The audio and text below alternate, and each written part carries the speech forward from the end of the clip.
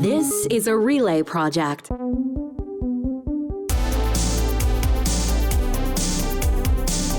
It's your weekly fill of news and politics. Party All the Time starts now. Here's Vicky Mochama.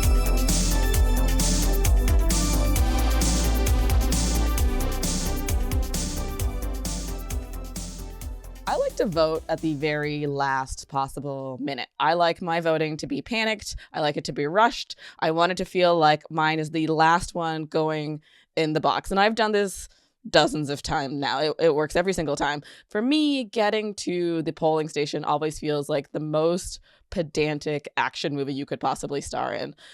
But this year, I think I actually might be in a minority of people who do this, because this weekend, over the end of the Holy Week festivities marking Passover and Easter, Canadians who choose to can go to the polls for advance voting.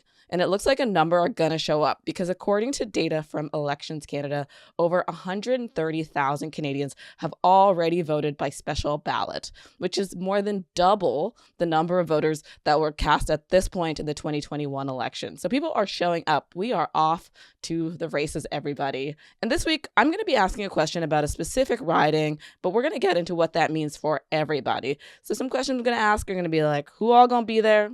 What's everyone wearing? Who is that man? And how much longer is this going to take? Welcome to Party All the Time.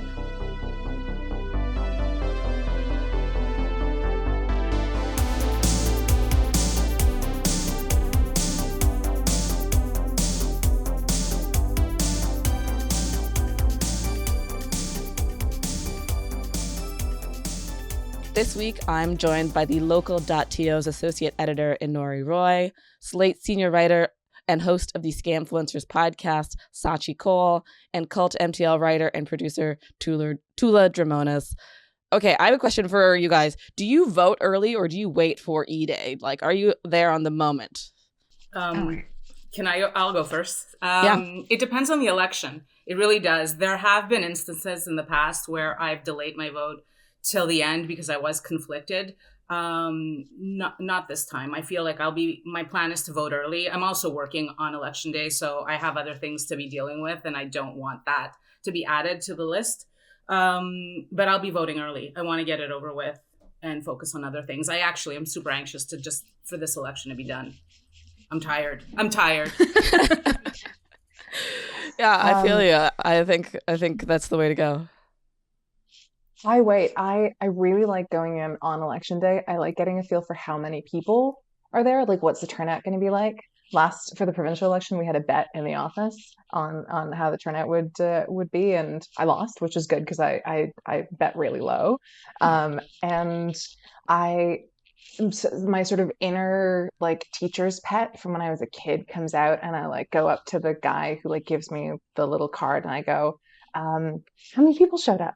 And then they're usually like, yeah, not many. And then they tell me to move along. But I like to be in the moment. I like it. Yeah.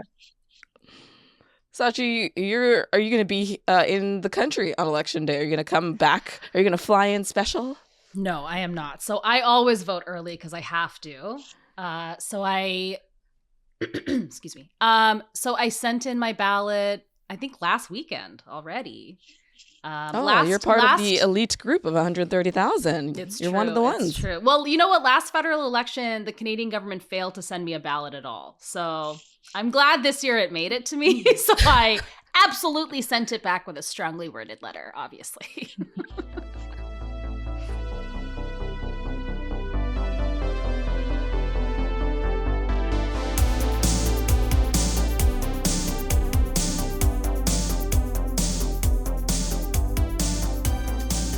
This is the Brain Trust. There are 34 seats in an area around Toronto that's called the 905. The numbers 9, 0, and 5 represent the telephone area code surrounding the city. And it generally refers to 4 regions that are just outside of Toronto that make up the Greater Toronto Area, the GTA. In Peel Region to the city's west, there are 12 seats. Heading north and west of Toronto is Halton Region, where there are 6 seats. In New York Region to its north, there are 9. And heading west towards Ottawa, there are another 7 seats. In the last election in 2021, the Liberals took all but 4 seats. Any party looking for a path to victory, whether it's a minority or a majority, must make a mark in this crucial area. But it's not just a matter of winning in the city of Vaughan or capturing ridings in Mississauga. These are notably diverse communities, and their concerns are shaping federal politics. But it's not the simple story you think it is. In fact, Inori Roy has been thinking about and reporting on the question of the quote-unquote immigrant vote for quite a while.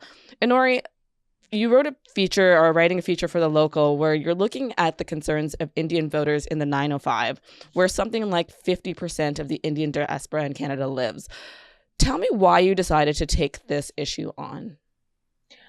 Well, the origin of it actually goes back probably a decade, which is kind of crazy. It's been on my mind because when I was in high school in 2014 and Narendra Modi, the Prime Minister of India, was elected to his role, I was really surprised at how many diaspora Indians were very supportive of his prime ministership and were really thrilled that he'd won the election. He's somebody who historically has been known for inciting anti-Muslim riots. His campaigns for prime minister have been studded with sort of Indian nationalist sentiment, and he has provoked the idea that India is a country for Hindus and Hindus alone. And that's something that I thought we knew better than to support and embrace in, especially as diaspora communities who live sort of in multicultural and multiracial, multi-ethnic societies. But I saw even close friends of mine were really supportive of him. And what I realized at the time was that this ostensibly liberal population of Indians, specifically Hindus in the GTA, they had an element of support for this man that could one day take them towards conservative voting. And we've seen that since then. We've seen with every sort of successive poll that's been taken of the Hindu community in Canada and specifically in GTA, we've seen a sort of small shift towards conservatives. And so I wanted to talk about how that was going to play out this election, especially since India's been in the headlines so much for the last 2 years. We've seen a deterioration in relationships between Trudeau and Modi. We've seen a deterioration in diplomatic relations and foreign policy. And people are pissed off about it. And they're pissed off about it for a variety of reasons, some of which are less valid than others. All of them are valid, but there's a concern that some of the concerns that are showing up are, slightly dogmatic in nature. And so I wanted to be able to get at the heart of what is this complicated conversation that is going on in certain communities that the rest of us might not know anything about. Yeah, I want to pick up on something you said just now. You said it's an ostensibly liberal population. I think in a lot of people's imaginations, Hindu voters and Indian voters, speaking widely, are liberal voters, right? That's kind of the idea, and that's sort of been the assumption on the part of a lot of parties. Tell me what you found when you started digging into it. Yeah, so, historically, the idea is that Hindu voters, alongside all immigrants, essentially, especially non-white immigrants, tend to be supporters of the Liberal Party because the Liberal Party is understood as the party that got them in the door. We're here because of Trudeau Sr., so we will be loyal to the party by always voting Liberal. The truth is, when I was on the ground, when I was talking to people, I heard from a lot of them that this was the first time that they'd ever be voting Conservative, but that they were committed to voting Conservative. So I went to the temple where last fall in November there had been violent clashes between Sikh and Hindu demonstrators, the Hindu demonstrators being Indian nationalists and the Sikh demonstrators being Sikh separatists. And I stood out in the cold and I bothered people as they were coming out of the temple, which, not necessarily a fun thing to have to do. But I spoke to a dozen people about what they felt, where they stood on this issue, how much it mattered to them in this election cycle. And what I heard broadly was that it was on everybody's everybody's mind, including people who couldn't vote. It was really on the minds of people who were permanent residents or international students as well, because it also represented the sort of the sanctity of their pathway into citizenship. So it matters to everyone across the board. It is not necessarily the only thing people are thinking about. Of course, they're thinking about the economy, they're thinking about taxation, they're thinking about immigration, but it is on their minds. And a lot of them are really pissed off. A lot of them are alienated from the Liberal Party because they felt that they had been supporting the Liberals for years, and that in this moment of tension with the Indian government, there had been what some of them describe as anti-Hindu or anti-Indian wave amongst the Liberals, where the sort of Indian diaspora had been abandoned because of Trudeau's criticism of Modi's government and the actions of diplomats here. The thing is that those charges, the accusations made against the Indian diplomats in Canada were very serious. There was the accusation that they had been involved in the murder of Hardeep Singh Nijjar, who was a Sikh separatist in Vancouver or in BC.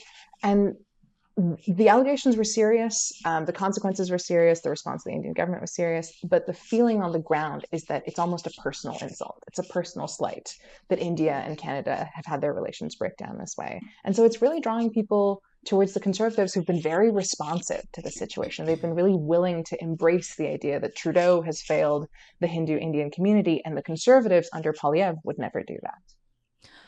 So what is, that's the kind of on the ground reality from people telling you their experiences, their ideas. What does the data tell us about this specific community's politics and in this election, their voting intentions? Yeah, so it's been really interesting to look at the data. I love to have data because I don't want to have to convince people based solely on anecdotes. I was desperately looking around for some kind of polling numbers, but the truth is that Canada does not have a good polling infrastructure for ethnic minorities. They only started polling by minority in 2019. Before that, they did not ask about minority status or ethnicity. They only asked about religion. And that's because there were no minorities before 2019. Oh yeah, no, of course. But what we know from the religion markers is that since 2006, Hindus have been more likely to vote Liberal than Protestants. But over time, they have moved closer and closer to the sort of Protestants representing the sort of average, voter who is inclined to vote Conservative. So over time, the Hindus have moved closer to Protestants in terms of their likelihood to vote for Conservatives. Meanwhile, Muslims and Sikhs, the Sikh sample size is unfortunately too small in the polling, but amongst Muslims, you see a consistent support for the Liberals, likely because Conservatives have over time sort of consistently had Islamophobic policies or supported ideas that are quite critical of Islam. And so you see consistent Liberal support among Muslims, but amongst Hindus, you see over time a shift towards the Conservative Party that had become especially concentrated in 2023 and 2024, which is around the time you saw these tensions between India and Canada. Obviously, not all Hindus are Indian, but a majority of them are. And so we don't know what this means for the election. It could very well be that the inclination towards Conservatives was largely a problem with Trudeau. I do want to say that this story is not meant to be a crystal ball, that I don't want anyone to be like, ha, gotcha, we did not vote Conservative after the election. This is more of a question of this community is really primed to move towards the Conservatives right now, more than ever before. And I wanted to discuss what it was that was leading to that. And so far, it looks like that inclination has really built up in the last few years. I'm curious about the kind of Conservative Party political strategy here. Is it new for, the political parties to get involved in what might be called diaspora politics? I'm thinking back to, 2013, 2014, Jason Kenney's, kind of broad ethnic outreach strategy, as they called it then and still call it now. Is it kind of a new phenomenon for political parties to wade into these type of questions and this type of situation? It's tale as old as time. The Jason Kenney stuff is so interesting because it goes back to even before I was born. I was reading a Maclean story from I think the mid 2000s that was talking about how Stephen Harper actually credits Jason Kenney with encouraging him to pursue immigrant voters in 1996. They were like in a hotel room, or they were in a bar, and it was like after Parliament, and they were like, Kenney came up to Harper and was like, look, you got to pursue the immigrants. They have the same values as us. We just need to talk to them. And so this conversation in the Conservative Party has been going on a long time. What we do know is that what I would say is that I think this moment feels like the next chapter in what Harper and Kenney started 20 years ago, because it's the same ideas that are coming through. It's the same people who are doing a lot of the messaging. Like Harper has popped up in a story like in like 3 different decades. And so it's the same people, it's the same ideas, it's the same question of like, what are the kinds of values we're telling Indian voters that they share with the Conservatives? Hard work, family values, traditional family values, support for small businesses, lack of taxation. So all of those issues are still like, those are all being mobilized, those are all being talked about. It's just now they're being talked about under the foil of like, look, the party that you supported for decades, they've abandoned you. They've abandoned your countrymen, And so there's this sort of foil around it of Poilievre promising that he's going to be able to fix relationships with India in a way that Trudeau never could and that Carney won't. And so I think that it's just sort of that next step. And I think a lot of what's been in play all this time is just sort of moving the needle a little bit more with every time these conversations become relevant. I want to make sure we bring in Scaachi and Toula in on this conversation because, I live in Mississauga. It's a very ethnically diverse community, but I've also seen a little bit of what Inori is saying of like my population, Kenyans, East Africans, being primed to push to go in a certain political direction. And the assumptions that you could make about what their politics were simply just don't hold up anymore. Something has shifted. The reality on the ground has changed. Is this something you're also seeing in your communities or where you're situated? Sorry, there was a glitch. One second. Yeah. Is this something you're seeing as well? When you say my community, are you referring to Quebec, or are you referring to like the fact that I'm a Greek Quebecer, I'm a Greek Canadian? Oh, both. I'm curious about both. Because all of those are my identities, right? I mean, in the Greek community, I've also seen a bit of a shift in the sense that I've seen a lot of dissatisfaction with Trudeau. I mean, a decade is a long time in politics, right? So a lot of what we're seeing, not only the stuff that's related to the pandemic and the general kind of malaise that it created and this and the economic issues, but aside from that, a decade in politics, people get tired of seeing the same person over and over. And I think Trudeau, for better or for worse, had run his course, and a lot of people have expressed that fatigue by shifting politically. The same thing with the Greek community. It tends to skew liberal. It has traditionally voted for the Liberals. And I have seen on the ground people saying, I'm tired of the Liberals. I don't feel like they've performed the way I would have wanted them to perform. This notion of people feeling abandoned without necessarily being able to pinpoint exactly how they've been abandoned in many cases when it comes to issues like the economy that aren't necessarily that easy, to kind of attribute everything to the Liberals failing in one way or another, in one direction or another. So I have seen some people saying, I'm voting Conservative. That being said, I don't necessarily know how that will go come election day, because with Carney moving in now, I do feel that there are a lot of people who maybe were inclined to vote Conservative, the same with a lot of soft Conservatives who might switch completely. There are a lot of unknowns, right? These people might be satisfied just with the fact that Trudeau is out and someone new is now leading the Liberals. That might be enough for a lot of people to say, we'll stick with the Liberals because I like what I hear. On the ground, though, I am seeing that.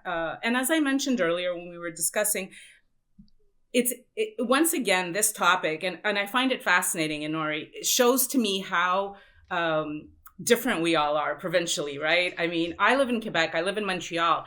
And so for me, this is an issue that has not been covered in any huge way here, merely because I think we have maybe 50,000 max. I don't know the exact numbers, but we're talking about a very small presence here. Indo-Canadians that are people from that part of the world or have ties to that part of the world. So we're not having these conversations here. It's not a big issue. And the only time I've ever heard it mentioned is often from the French press when they've pointed to some of these violent clashes. We have certain pundits that are very anti-multiculturalism, and they also tend to be anti-Muslim, anti-immigration, and they will point to some of these clashes and go, oh, here's an example of why multiculturalism has failed. And it's dangerous because it creates the opportunities for sectarian violence or for people to kind of just focus on their identity as immigrants as opposed to integrating properly into Canada. I think it's a bit of a false narrative. I think people can have multiple identities and are able to shift loyalties depending on what is taking place.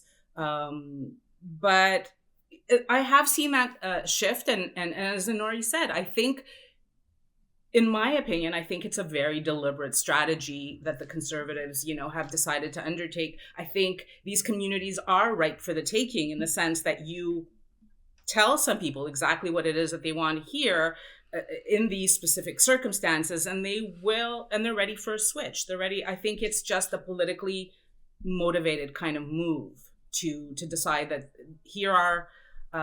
here's a significant block of voters that we might be able to kind of win over. Yeah, go ahead. And I think that the thing that's really interesting, and this is a part of the sort of moral urgency of why I wanted to write this piece, was that idea of like Hindus and conservatives being like bedfellows is in some ways not strange, but in some ways it is really antithetical to the community's interests, because so much of the anti-Indian, like anti-immigrant rhetoric that we've seen in the last few years is coming from people who align themselves with the Conservative Party, and including people that like Poilievre has like shaken hands with. And so I think that there's this sense of, of this issue is the thing that will decide it for us, but really ultimately that might be working against the community's interests. And I also think the Conservatives have very selectively mobilized on, like your relationship with your home country or your country of origin is being threatened by the Liberals, where in other cases they criticize immigrants for not integrating fully. And so there's this question of like mobilizing when to care about Indo-Canada relations, right? So I think that's absolutely correct. I'm a Hindu Canadian, and I was born and raised into Stephen Harper's writing. So I watched him win handily for the entirety of my upbringing. And the Conservatives have continued to win in Alberta around brown people. So it's interesting to think about this conversation because it does feel very like East Canada, like and it is because there's so many immigrant outcroppings there, and I understand that. But I've always kind of understood Hindu voters as pretty conservative. I've always viewed them as pretty conservative. So this is maybe a continuation of a pattern that I was already kind of witnessing. I remember seeing it around gay marriage and the legislation of gay marriage. You see it around abortion accessibility. You see it around trans rights. I think it's really noisy right now, obviously, because politically everything is garbage. And so, of course, everybody is so activated. I wrote a story, I think maybe 10 or 12 years ago. I interviewed Naheed Nenshi. He had just won, I think, re-election, and talking to him about how hard of a time he was actually having with immigrant communities. They really want to vote for who they think is like a winner, like a winning pony. And they also want to feel like they are going to be protected in that way if they do that. It's so inbred, the model minority myth in South Asian communities. And we have really aligned with it for a really long time. And now I think people are starting to see how ineffective it is, and it doesn't work. I think they're seeing it in the States really noisily because these people are getting deported just like everybody else. It doesn't really matter, whatever relationships they thought they had, or, I pay my taxes and I came here legally and all of that. I think these fallacies are starting to fall by the wayside. And I think people are just grabbing at driftwood. And that's why I think they're like maybe thinking about voting this way. Economically, it also makes sense that I think it also makes sense that then Carney, who is this kind of middle of the lane boring money guy can be convincing in that way because eggs are $12. So I can understand that. I don't want to pay that either. But the other thing that I also noticed was that in the pandemic, there were so many South Asian households that I found were getting more conservative. If you are a Canadian, but an Indian Canadian, and the news you consume is like the Indian news that you're watching on YouTube or whatever, you're not really getting a lot of information. And so many households during the pandemic were only watching that. They weren't leaving, they weren't going to work, so they weren't getting anything from anybody else. They weren't on the subway, they couldn't even read the ticker in a taxi. There was nothing to get through to them, so the only thing they're listening to is some fake Fox News offshoot that like pretends that it's like worried about the little guy. All they want you to do is vote for Modi and say Modi's great and vote for the conservatives and have them create the superpower. That's what they want. That was how they were talking. And in the pandemic, so many South Asians were listening to that and locked in on it and weren't going outside of their communities. And it was getting harder and worse for them. Then you get on top of it, this feeling of like South Asians are already kind of playing this game of, can we pull this ladder up behind us? We've been doing it for a long time. That has also been inbred in our immigration story. When you came to North America from a South Asian country, a lot of them, you had to fill out these forms, and a lot of the forms racially only said black or white. And so South Asians would pick white because when we come here, we're worried about what's going to happen to us if we don't say that. And that is like a cultural panic and alignment that has stayed with us for 100 years, and we're still doing it.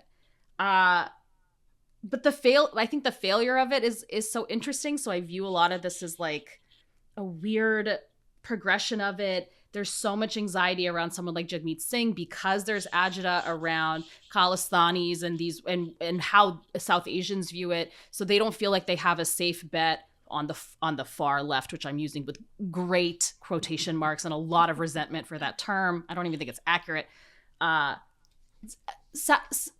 Indian Hindus are such a strange community because they simultaneously have a fear of terrorism and a fear of being associated with those they view as terrorists. And it creates this impossible voting bloc that cannot be tested or censused or cataloged because that range of experience is so bizarre and so hard to track.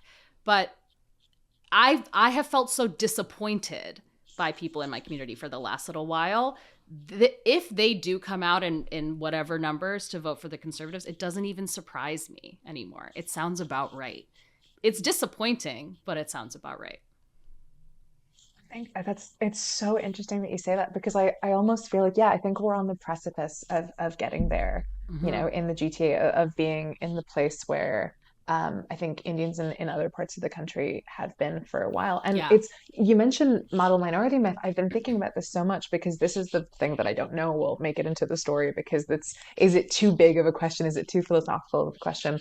But my sense is that it's actually, I think we've been primed by model minority myth to move to the right because all of the sort of like, I was reading studies in the States about the relationship that model minority myth has with, internalized model minority myth has with anti-Blackness and anti-DEI, anti-affirmative action policies. And I think what's happening is that we are getting we're really, part of the conversation that's not really being articulated, but that is sort of percolating in Indian voters' minds and Hindu Indian voters' minds is that question of like, why are we talking about race so much? I made it without talking about race, right? So like, I think this idea of like, oh, the left or like the liberals, they've made it all about race, but like I made it on my own merit. I think that really pushes people towards the conservatives. So I think that's absolutely true. And I think like we've been conditioned. And when I say we, like I'm like, my parents were in interreligious marriage. And so like, I don't necessarily consider myself part of the Hindu community. I'm not religious, but I think that my friends, my peers, we've all been conditioned so that like our successes, which like have been, I in the story sort of refer to us as like the last iteration of the Canadian dream, like we're the last kids who made it before it was too late, even though like I'm not going to be able to afford a house, but I have former friends or friends currently who can probably someday afford a house with their parents' help. And so I think that there is a sense that like, oh, we made it and now everyone's talking about race. And so that's really played into it as well. But like, we're not going to have that conversation openly as a community. It's just going to be a sort of inner simmering resentment. So yeah, I think the role that model minority myth plays is so interesting, because it's a myth. We know it's a myth factually, but like to the community, it's not a myth. It's the thing that got them here, right? Yeah, absolutely. It's a very real thing. And I agree with you. I think it does prime people if they don't take the time to actually like analyze a lot of this conversation. Or, you have people saying, oh, we're tired. You'll hear it even among immigrant communities saying we're tired of this woke stuff, this notion that there's DEI, or this notion, because it plays into this myth that what you just mentioned, that people have made it completely on their own, on merit. They did it the legal way. They did it the right way. I've heard time and time again, especially with Roxham Road, the number of people from immigrant backgrounds, even people who came here seeking asylum, saying, well, no, I did it this way. People should not be entering through Roxham Road. This is illegal. No, it's not. It's criminal. No, it's not. Somehow insinuating that these people were not legal, even though the data did prove that the vast majority of people who came through Roxham Road were people who had very valid asylum claims, people who were running from desperate situations, who were trying to enter Canada on valid grounds.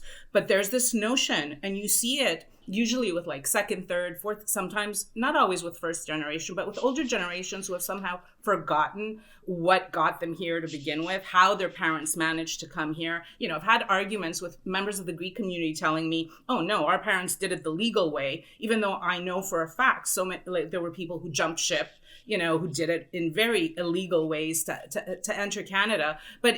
Or I've had conversations I remember when I was researching the anti-Greek riot, that happened over a century ago in Toronto, and there were people who absolutely would not want to have a conversation on it because they wanted to forget that it even happened. This notion that after a few generations, you've achieved acceptability, that you are part, for lack of a better term, you've become white, you've become part of the establishment, no matter how you were seen when you were initially here. I think it allows people to mistakenly believe that it affords them safety and security and respect. And, we saw with the Asian community during the pandemic, people who were established here and were considered model minorities, all of a sudden they were nothing more than, these people from China who brought this virus over, and whatever they had managed to achieve, went up in smoke. So I don't think we have the time to actually analyze like the so many layers of this conversation, I think, and how there are elements of this political conversation that I do think strategically feeds into a lot of these beliefs and a lot of these notions that you can vote your way into acceptability or protecting your self-interest, whether it is just basic things like cut taxes.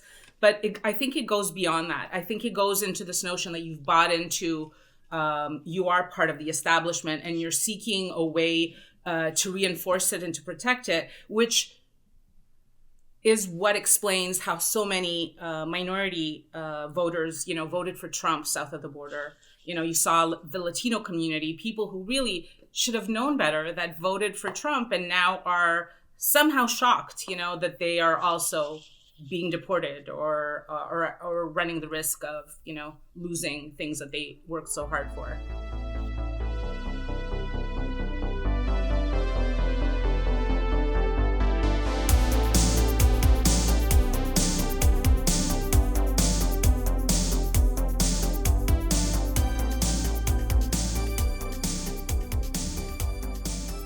This is All Due Disrespect, the portion of the show where our guests shake it off and let us know who has earned their admiration or is benefiting from their contempt this week. We do it with a lot of grace, and of course you can swear, and the rule, as ever, is to not get me sued. I'm going to kick off this week's mine giving a massive thumbs down because I've been bothered about it all week. Well, basically the last 2 days. This thumbs down goes to the Debates Commission, who gave Rebel News 5 fucking questions to scrum at the end of the press conference. Rebel News. Like, they could That's have... a throwback. That's a real, like, I haven't heard that name in years. Like, Yeah. whatever. Who cares? Let them do it. First of all, it's like, okay, they just didn't have to. I would prefer they gave nobody any questions, because those press conferences don't really yield any information, because they just say, well, I just debated for an hour or 2 hours. Like, I said what I said. And that's the answer to your question. But the other institutions only got one question each. So CBC News had one question. Rebel News had 5 questions. And if you don't know who Rebel News is, they are very much a hard right news outlet that predicates a lot of their coverage, if you will, on, you know, fomenting kind of racial tensions. And they are the birthplace of a woman like Lauren Southern, who loves the white genocide myth. This is not a news outlet. This is a hyper partisan propaganda outlet that is, you know, the tip of the spear for fascism. And there's no reason they should be legitimized by the Debates Commission. Like, that's the most boring title for a thing, the Debates Commission, and they have given an insane amount of power to a media outlet whose values are frankly very fucking dangerous. And so, thumbs down. They have earned absolutely my contempt. If I meet one of these commissioners, it's on site, and I'm furious. Anyone else got one? May I go? Yeah, please. I just wanted to say that, basically, I have nothing to talk about because you stole my the exact idea that I had, because I was thinking about it early this morning, and I was like, what can I discuss? And I actually had the Leaders Debates Commission as a thumbs up and a thumbs down. I actually appreciated the fact that they were flexible in changing the timing for the French language debate, because hockey is a big deal in Quebec. I understood Blanchet. As much as Blanchet annoys me and I find him arrogant at times, I also understood his request for the debate to be changed to allow for more people in Quebec to watch the debate, you know, as opposed to being kind of pulled in another direction because the Canadians were about to, you know, make the playoffs. So I appreciated it as a Quebecer, as a Montrealer who is at most a fair weather Habs fan, but I understand the excitement here in town for them.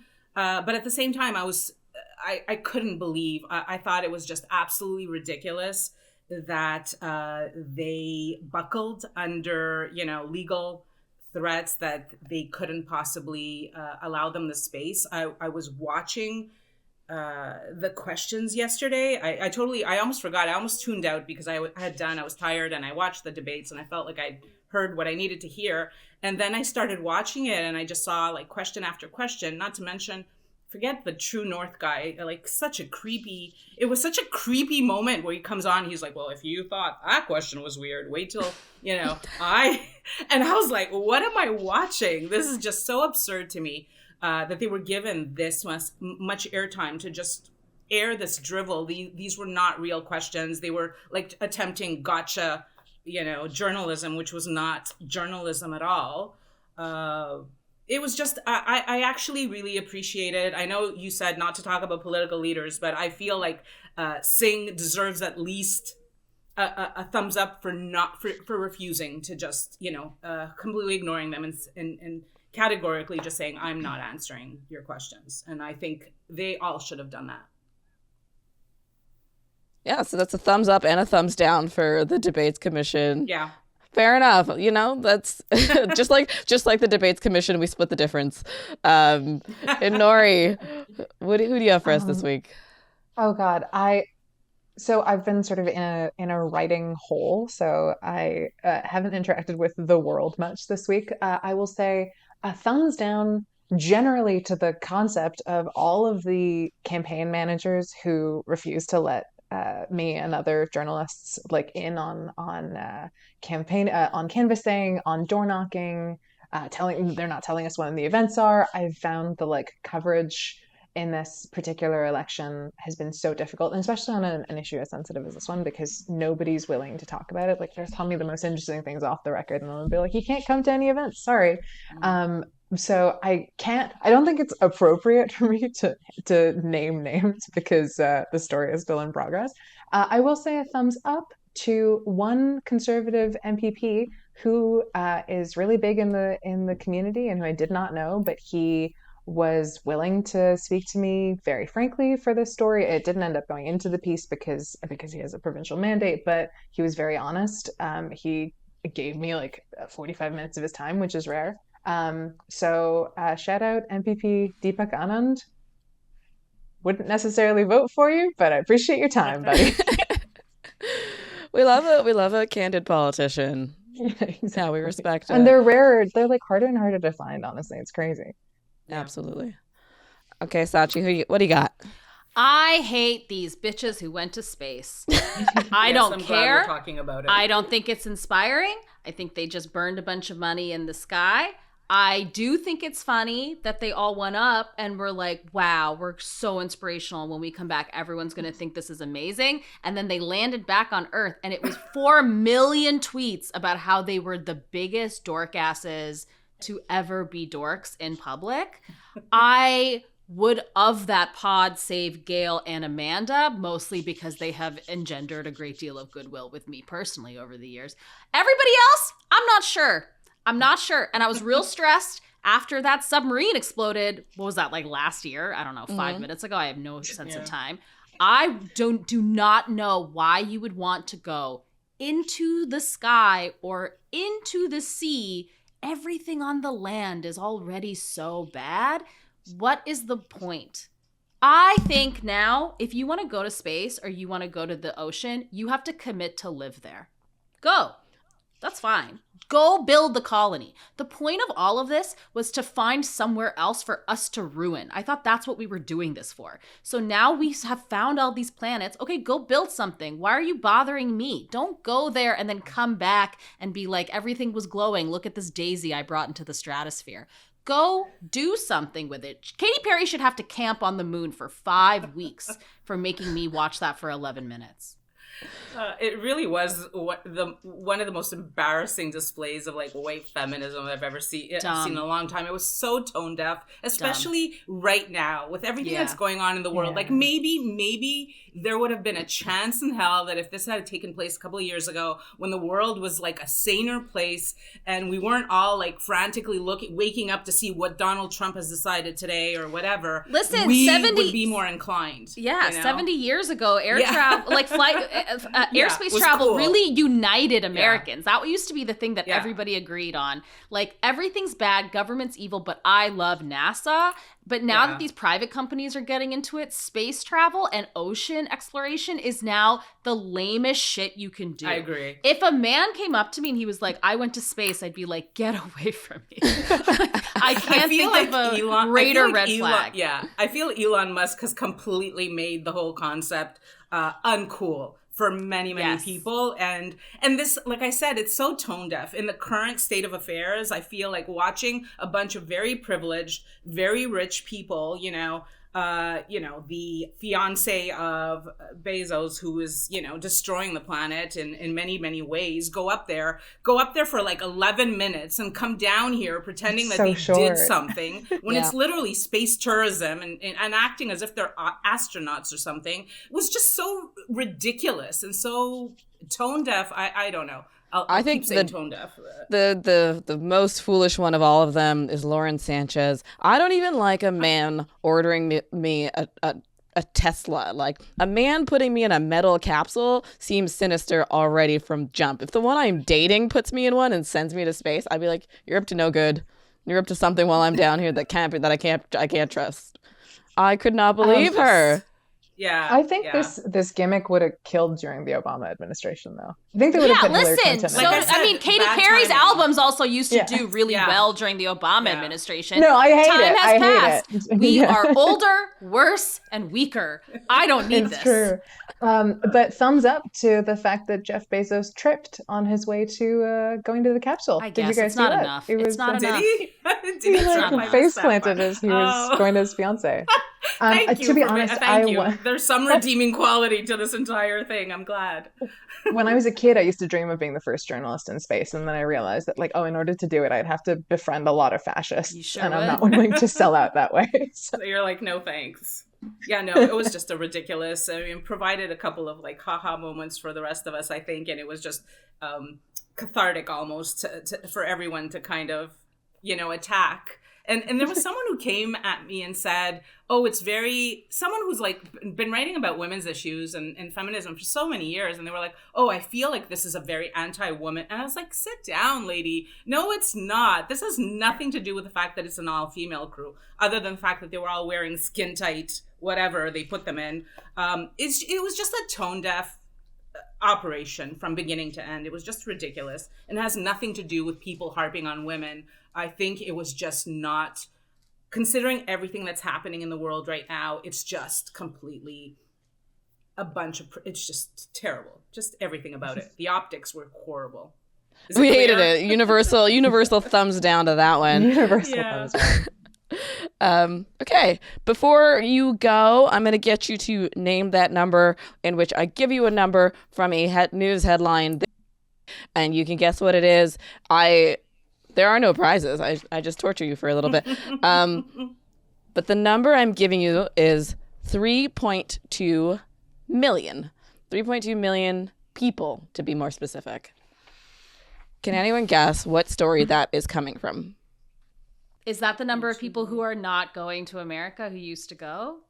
Very close. Very good. Yes. That 3.2 million is the number of people who crossed the Canada-U.S. border overland, arrived at ports of entry, rather, which is a shortage, or it's down more than 900,000 people from this same time last year. So just shy of 1 million people have stopped going to the U.S. I'm one of them. I thought it would be more. Yeah. Same. I'm actually surprised at those numbers. I thought it was higher because I can tell you everyone around me has canceled their trips. I'm one of them. I went last week. I was at the border to the Haskell Library for a piece that I was writing for Canadian Geographic, and I would not even put my foot, like, I was terrified. I do not want to even access the States right now. If they look at my phone, I'm dead in the water. Like, there's no way. But everyone around me has said that they're canceling trips. They have zero desire to go to the States. So I'm actually surprised by that number. I thought it would be higher. Yeah, I'm curious about that number because it's actually the lowest recorded traffic between the Canada-U.S. borders since the last of the pandemic restrictions were lifted. And so it's like when people couldn't go at all, that's the kind of numbers we were seeing anyways. And so this is like, it's everyone who just kind of has to go, has no real choice to go, is still going, but it's that surplus that's not making the trip. Mm-hmm. And that's why Gavin Newsom is begging Canadians to come on over. I laughed. I was like, yeah, good luck, buddy. Like, I have zero, I'm not going. And I don't think those campaigns are going to help much right now. I think Canadians I have a policy proposal for him. I think that he should give every Canadian a new phone so that we don't have to worry about our messages being checked. And then we can talk shit about the government all we want. Yeah. And then still not get stopped at the border, hopefully. I feel bad for people who are, like the everyday American who relies on Canadian tourism. I was a reporter from New Jersey, the Jersey Shore, reached out to me asking, if it's true that Quebecers who traditionally kind of vacation in those spots right along the Jersey Shore, whether they are planning on canceling. And it gave me no joy to tell them, yeah, everyone I know around me has canceled these trips. They're not going, and it will affect their tourism. So I feel bad for those people on the ground, but at the same time, I completely understand Canadians saying, no, fuck this. I'm not going to encourage an administration that is treating us as the 51st state or threatening our sovereignty or being completely disrespectful and our economy. So, yeah, I get it. And it's a dark joke, but nobody wants their trip to the Jersey Shore to become a fucking one-way trip to El Salvador. Exactly. Jesus, yeah, seriously. Yeah. Thank you so much to my guests this week, Scaachi Koul, Toula Drimonis, and Inori Roy. Does anyone want to shout out anything? Inori? The Local is currently in the midst of its federal election 2025 coverage. We've got really interesting stories from all corners of the GTA coming to you for the next 2 weeks. Catch us at thelocal.to or find us online on Blue Sky. We're no longer on X, so find us on Blue Sky or LinkedIn, because that's the social media economy we are living in now. The LinkedIn thing is like when Zoom came in and swiped Skype's thunder. Exactly. I'm trying to convince my editor-in-chief to become a LinkedIn influencer because I think he would be amazing at it. Certainly. Well, that's wonderful. Thank you so much to everybody for coming. This show is a co-production with Relay Communications and yours truly. If you can, do me a favor, leave a review or a rating on whichever app you use. I want to know what you think about the show, but I also want to know in a public setting where you have to be nice to me. I've been Vicky Mochama. I am still on Twitter/X at @bmochama. You can follow the show on Instagram at PartyAllTheTimePod and on Blue Sky at partyallthetimepod.bsky.social. We also have a newsletter called Party All the Time, where you can get the show every week. And every Tuesday, for the duration of the election, I'll be on Real Talk with Ryan Jesperson every morning, chatting about the headlines, the hurts, the dramas, the confusions, who can get it, who can't get it that week. Make sure you listen. You've been listening to Party All the Time, hosted by Vicky Mochama. Subscribe on YouTube and wherever you get your podcasts.